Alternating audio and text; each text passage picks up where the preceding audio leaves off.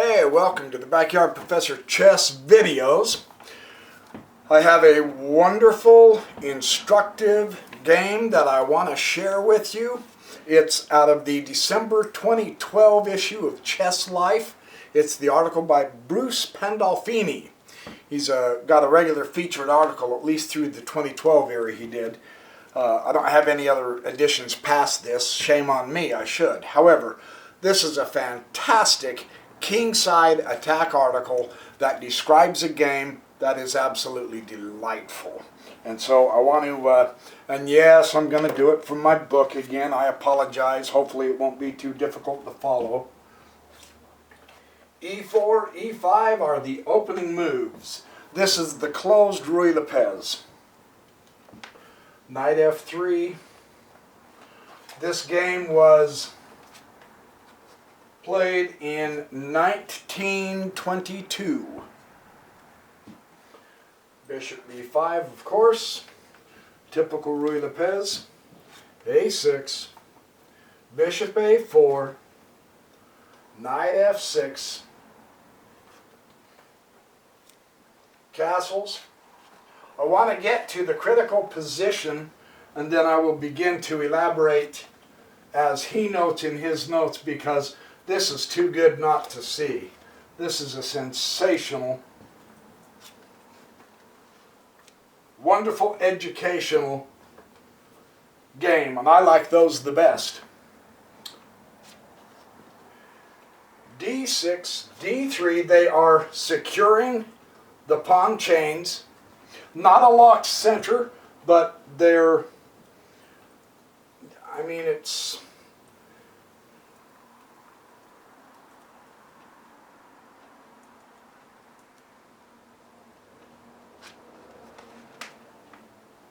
Knight A5, Knight E2. Okay, now notice, he's moving his knight again. He was here, now he's moving it. He's going to that direction. Notice what direction his pawns are pointing. That direction. He is giving the idea that he's going to do a kingside attack. This is not going to be an idle defensive game. You can tell by the way they move of what they're intending on doing, right? He went ahead and took the bishop at B3, which is fine. A took it, which gives white an open file. His own pawn is not in front of him. C5. You can see this black is going on the queen side. Hopefully he will get some pressure on while white goes to the king side. You can already see he's on the way to the king side. So he's got a castle.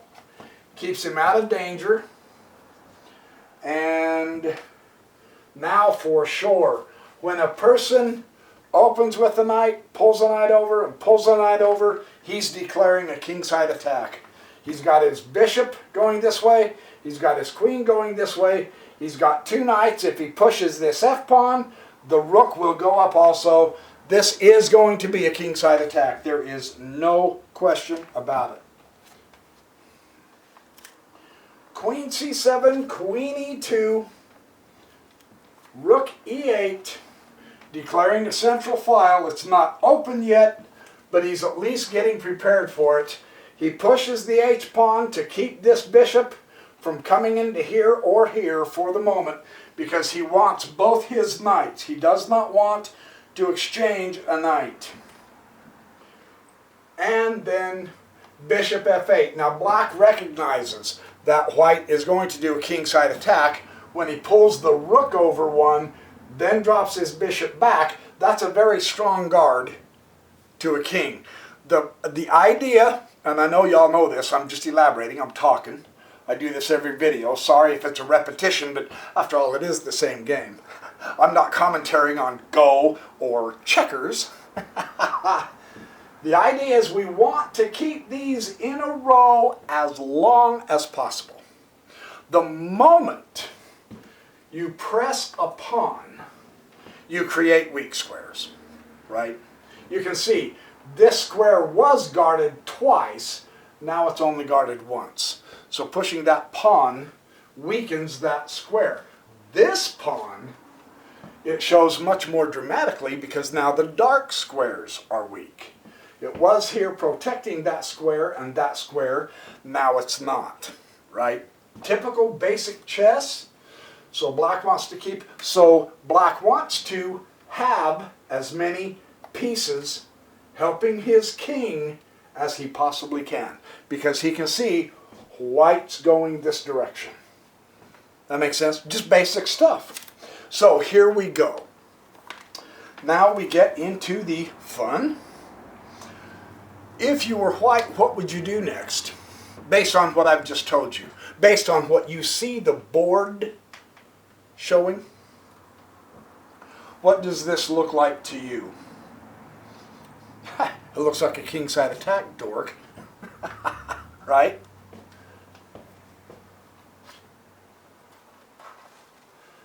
He puts knight at h4. Can you see why? Here's the fun of these kind of articles for me. And so it's fun to share with you. What is white imagining would be a real good setup? What would give him greater strength? Where is this knight pointing to? Right there, f5. He had this knight here. It's going here. He's also hitting f5. Why f5? Because that is a spectacular outpost, right?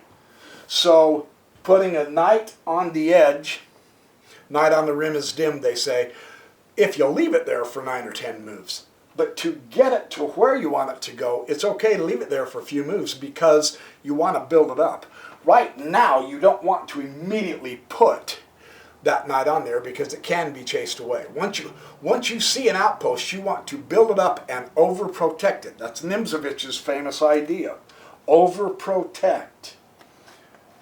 Here he comes. He is already wanting to attack and undermine that outpost because even with just one knight and an outpost, that's pretty good.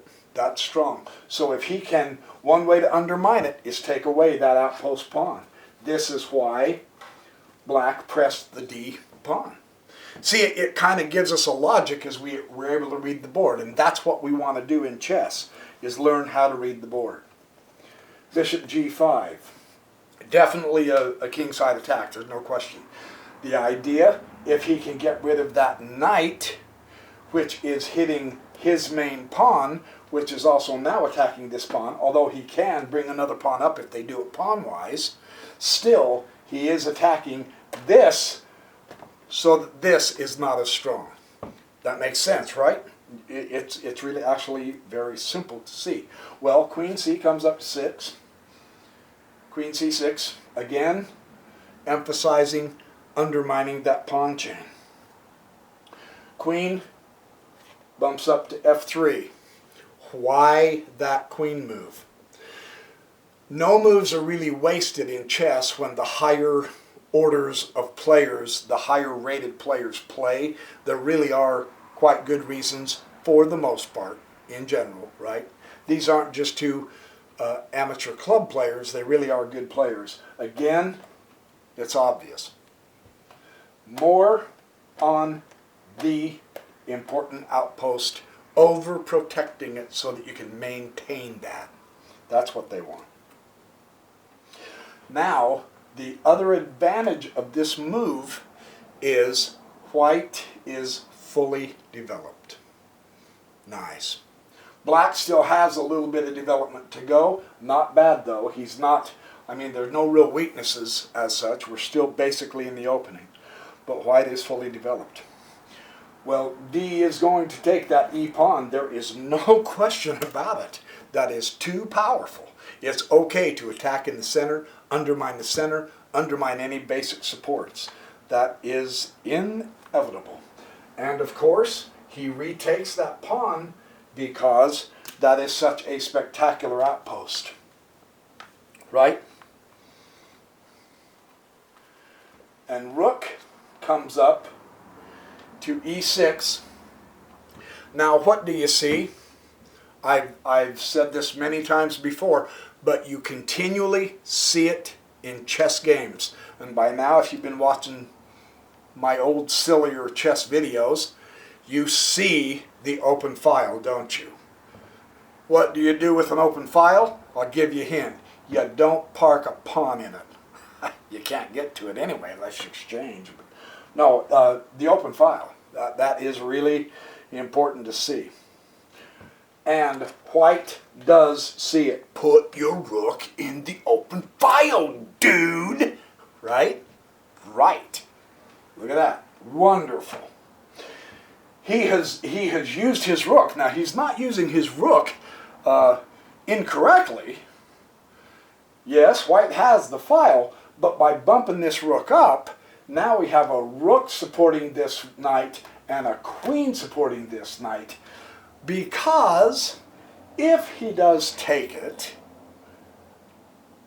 and the queen is back here, you don't want to retake with the queen necessarily. What he's trying to avoid doing is retaking with a pawn and weakening the structure around the king. So this move made great sense. This move makes great sense. The fight is, we want to beat up that knight if you're white, you want to defend it if you're black, because that outpost, it's interesting, the battle's here for that square. That's kind of fun, isn't it? But it's nice to see, why are they making those moves? This is why. Well, enough chatter, dude. Bishop b7, giving his queen support to hit the base of the outpost and to x-ray that queen. So this move makes terrific sense. You notice every move that they're doing addresses the main issue in this game. Isn't that nice? It's good for us to recognize that. Rook f to e1. Once again, white is involving all of his pieces, and he has a file. Now, it's not an open file. No, that's not true. That's true, I mean. But look what it's supporting. The queen, the knight, the rook. Because that base for this fabulous outpost is being attacked again, again, and again. Isn't that interesting how it all interlocks, fighting for that square, or that square? That's good to know. Moving something over here is absolutely a waste of time. That doesn't address what is going on in this game. That's why it's so fun to know how to look at the board and get a concept. Get some ideas flowing. All right, that's enough talk. I know, I'm talking too much. But it's important to keep practicing doing this. That's why I continually do it, right? Well, look. He knows white's coming. White is putting pressure on several different key ideas here. So black is bringing up a queenside counterattack, which is basically black's main attack. I shouldn't call it a counterattack, and yet it is.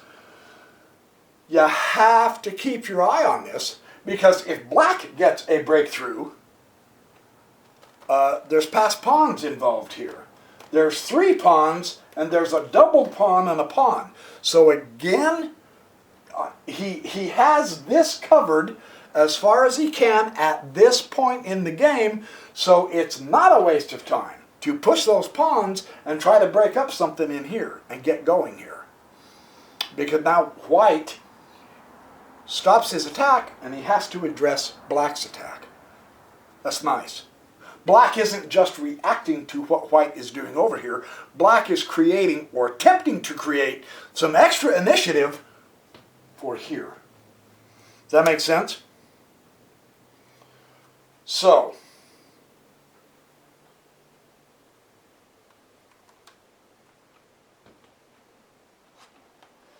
bang, pow, hits him good. There's the outpost. Now do you see why he waited to put that knight on that outpost?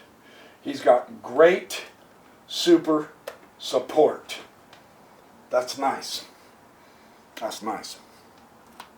So now the outpost, and really, truly, man, there's a lot of power bearing down on that king right now, right? Rook comes to c8. Not a bad move because it is supporting the queen, as black is also making a thrust on the queen side, right? Good move. And b takes c4. And b takes c4. Still backing up with the queen. And now, rook to e2. White sees black is not going to make any kind of a breakthrough on the queen side after all, so he can quit pussyfooting around over there, and let's go. Why would he make that move? It's obvious. Because you have an open file. Why not double your pleasure? Right? He wants 2 rooks on that open file. Heck yeah! So that he can go up here. Heck yeah! Right? Interesting how sensible this gets, right? I love how this works out. Well, a5, here we go. Black's dreaming. White simply presses c3 and says, enough. Done. Not a problem anymore. And he sees that. Now watch this. The knight backs off. Now you wonder, didn't white muff it by not taking that knight and trying to break up because now you don't have anything, you're not attacking anything, you know. No, watch what happens. Black realized at this point that the fight for this downfall of the pawn or to get rid of this outpost is over, and he didn't quite get it, so he has to look elsewhere, right?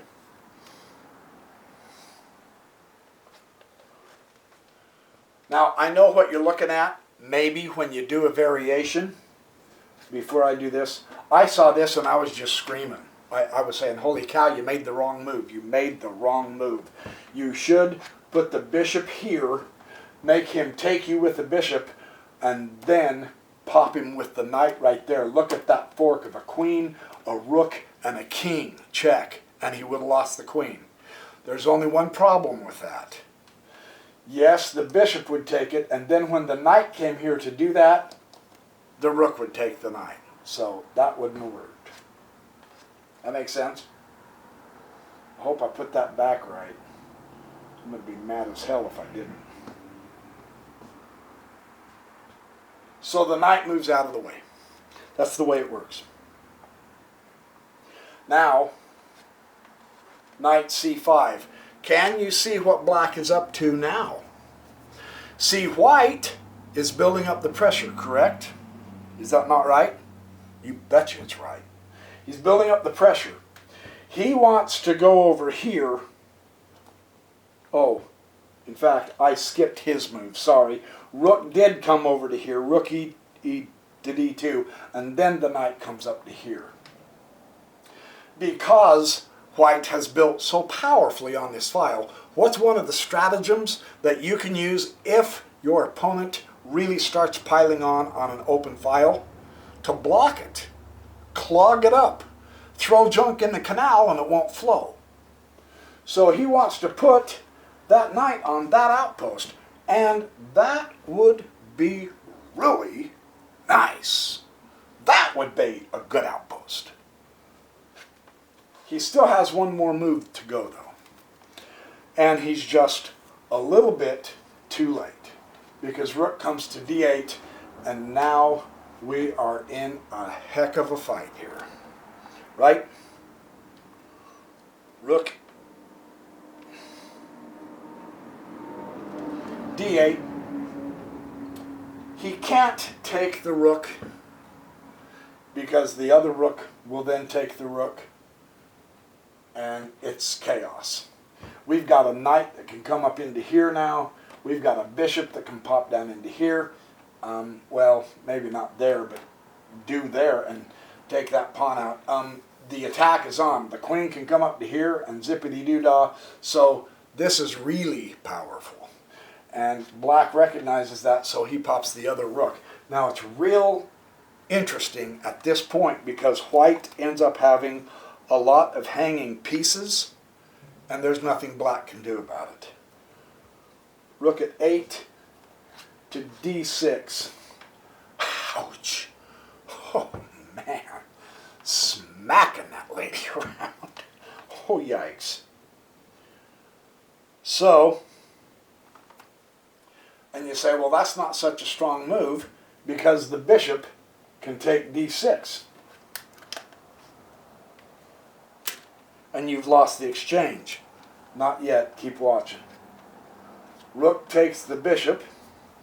Again, he is supported, threatening the queen again.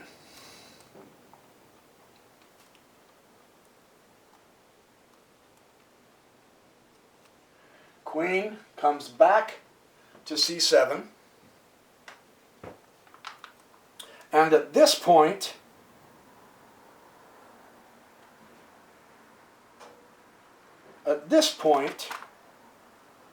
I want to show you something. Well, no. I'll go ahead and... What would you do if you were white? This is amazing. This is really amazing. It's a power move that most of us just wouldn't look at. But watch what he does. Bishop f6. That's called an Alekan block. In a kingside attack, the Alekan block, putting one of your pieces in front of any one of these three pawns so that the king side is cramped, and if it's taken, there are disasters waiting. If this pawn takes this bishop, the queen can come right here and go check, and then the king's in trouble. And there's variations there. I'm not giving y'all the variations. Hey, shh, quiet. Daddy is doing something important, you wonderful populist. So, there are variations here that he works through. I don't have time to give them all, but I'm going to keep going. So, bishop f6, powerful. Rook comes back up to e6. Notice how the piece defends. Now, at this point, queen comes up to g4, right across from the king. This is hitting it. This is hitting it. The rooks are here. The other knight is waiting in the wings to get into this. Wow. At this point, truly, because if we cover half that chessboard, you only see one black piece defending the king, and he's actually not really very close to the king, but he's trying his hardest. And we have 1, 2, 3, 4, 5, and if you count the king as a fighting piece, which he is, if he got into this, 6. Do you know what this chessboard is yelling? Attack the king! You have permission. Go get the king. Get the king. Attack the king. The king is ready to fall. That is an amazing, amazing look, isn't it? Half the army of black is on the wrong side of the board. This is going to be a wipeout. That is what I wanted you to see. Queen g4. Now you wonder, see, boy, that's a tough move because it pins the pawn. So the pawn moves forward to give him a little bit of breathing space because there was a checkmate right there, right? I mean, that's obvious. You can see that a mile away.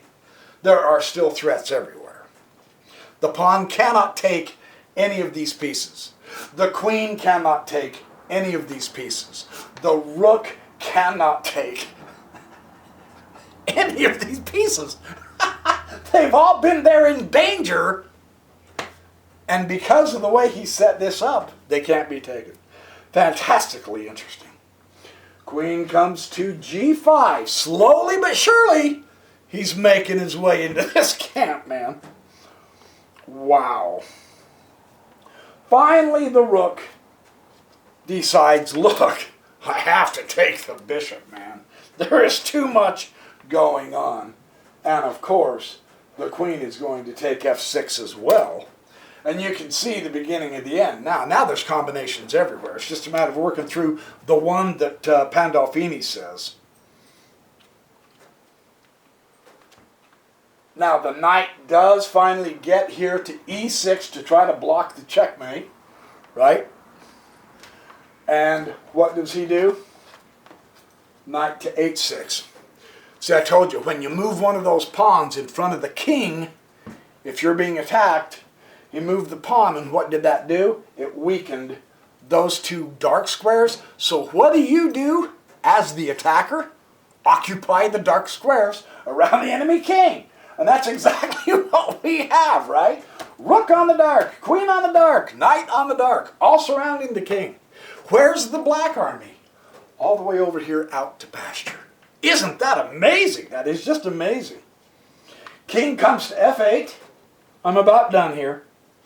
Rook takes e6, and it still can't be taken by the pawn because now the pawn is pinned by the queen. That is quite a game, isn't it? So that's where black resigned. Of course, the game is truly, virtually over. I mean, what can you do? If you, you can't do a thing because you know the queen's going to go right there. Right? You can't do a thing. I suppose, if you wanted to, well, no, you can't. Because the knight's guarding that square. You're stuck.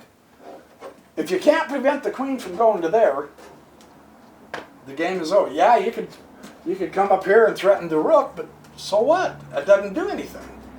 You could come over here and hope that he would exchange your queen, but the problem is, he would. Right? I mean, if you took the queen, checkmate. Well, no, that's actually not checkmate, is it? Look at that. He's got a way out. How interesting. So then, you just give him the queen. It's not a big deal. Check. Come back over here and checkmate. So see, the game's over, so that's why black resigned. So this setup with the kingside attack, now there are lots of different combinations with lots of different pieces and different ways to attack a king. This is one really good instructive way. But you saw every move contributed to what was happening in the fight for the key squares. The key pieces on those key squares, right? And they tried to do everything they could, both to advance and to retard and to keep them at bay. So that's a wonderful instructional video. All right, next time I have another really spectacular kingside attack that I'm just dying, chomping at the bit to show you. I may not get it to you until tomorrow night because these videos take quite a bit of time to upload. No problem. While it's uploading, I'm studying chess. So anyway, thanks. Have a good night. Don't stay up late. If you do, don't get too sleepy. If you do, sleep in. If you get fired from your job, it's not my fault. It's not the weekend yet, so watch it. Thank you, and I will see you in the next Backyard Professor video.